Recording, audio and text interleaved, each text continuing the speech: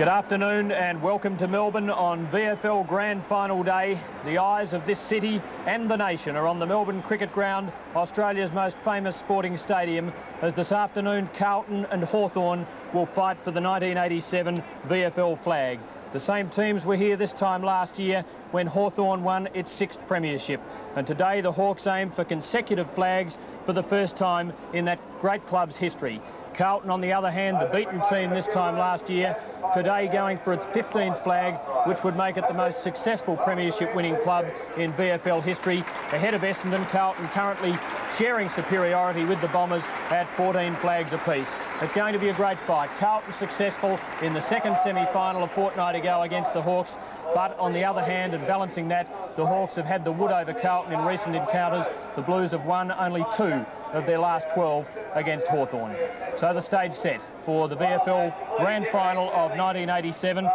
Kevin Bartlett, a very, very hot day in Melbourne, as we've discussed for our Victorian audience, and that could certainly have some impact on the outcome. The feeling is that maybe Hawthorn, after a very hard finals campaign, might just feel the heat. Well, I think they could, Tim. I think after you play 2 or 3 hard finals games, I don't think anyone expected to get to a grand final and find there's 30 degrees temperature.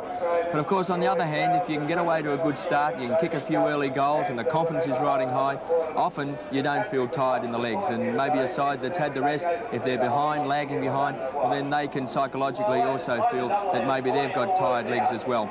But on the surface before the game, one would think that these conditions would suit Carlton, a fresher side. And as we said before, a couple of players, Chris Muir and Jason Dunstall, must go into the game with big question marks over them.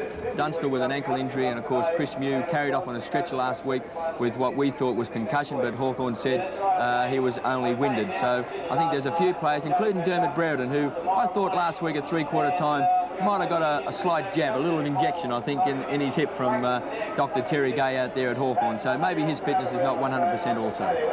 And yet, this time last year, Carlton came to the MCG as slight favourites after beating Hawthorn in the second semi-final, and Hawthorn were much too good. As we just have a look in the Carlton rooms.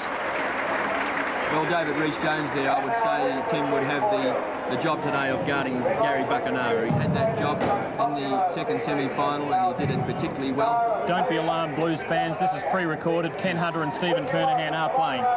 Well, Stephen Kernahan obviously is the key to the forward line down there at Carlton. Chris Langford, who in the past has moved out from full-back to guard Kernahan, even in estate clashes, has done very, very well. And I would think at this stage that should be one of the great jewels of the game, as should Dermot Brereton playing at centre-half forward for Hawthorn against his old foe and opponent, John Dorotich.